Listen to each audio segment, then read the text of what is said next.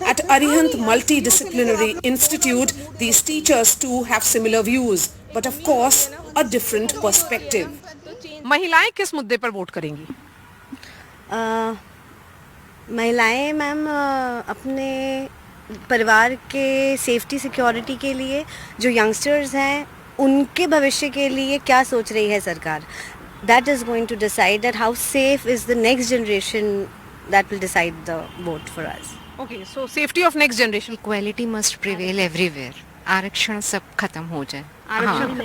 अच्छा, new government जो भी आए या जो भी हमारी इच्छा है सरकार से, वो ऐसा कुछ है कि आप एजुकेशन को प्रायोरिटी दो, मुफ्त की चीज़ें जो भी हैं, क्योंकि हम टैक्स पेयर हैं, basically we all are tax payer. तो अगर हम टैक्स पे कर रहे हैं और गवर्नमेंट सारी चीज़ें फ्री में ही दे रही है, तो अगर उनके पास इतना पैसा है तो वो हमसे टैक्स ना लें.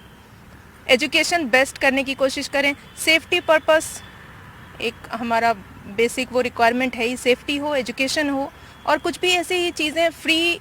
तो जनरेशन हमारी पढ़ी लिखी है, तो ऐसी ही फ्री के चीज़ों में हम नहीं तो आपको बिलीव लगता है इस बार कॉम्पिटिटिव वेलफेयरिज्म चल रहा है? भाजपा ने कुछ गारंटी अनाउंस किया, फिर कांग्रेस ने किया, इसी तरह से चल रहा है. बिल्कुल, लेकिन हमको उसकी रिक्वायरमेंट ही नहीं है. हम चाह ही नहीं रहे कि हमको कुछ फ्री में मिले, हमको क्वालिटी चाहिए. तो आप हमको कुछ भी फ्री में ना दें, क्योंकि हम आपको दे रहे हैं, हम टैक्स पेयर हैं, तो हम आपको दे रहे हैं, तो आप उसके रिवर्स में हमको कुछ क्वालिटी दो.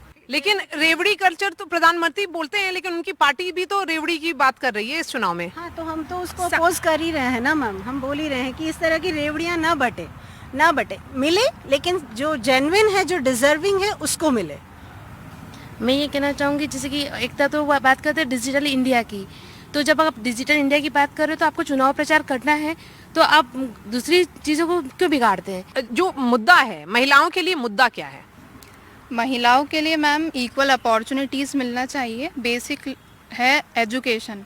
अगर महिलाएं एजुकेटेड हो जाएंगी तो 50% जो उनकी प्रॉब्लम है वो ऐसे ही रिजॉल्व हो जाएगी. वो हमको जागना चाहिए. हमको जागना इसलिए चाहिए कि सामने वाला हमको क्या दे रहा है. आपको स्किल्ड नहीं बनाया जा रहा है, आपको घर बैठे मुफ्त की चीज़ें दी जा रही हैं. उससे जो आपकी चीज़ें, आपके अंदर जो कैपेबिलिटी है ना, वो भी एक टाइम के बाद ख़त्म हो जाएंगी. आप डिपेंडेंट हो जाओगे. तो बजाय कि आप 1000 रुपये दे रहे हो, 1500 की इंश्योरिटी दे रहे हो, उससे अच्छा है कि आप उनको एजुकेशन दो.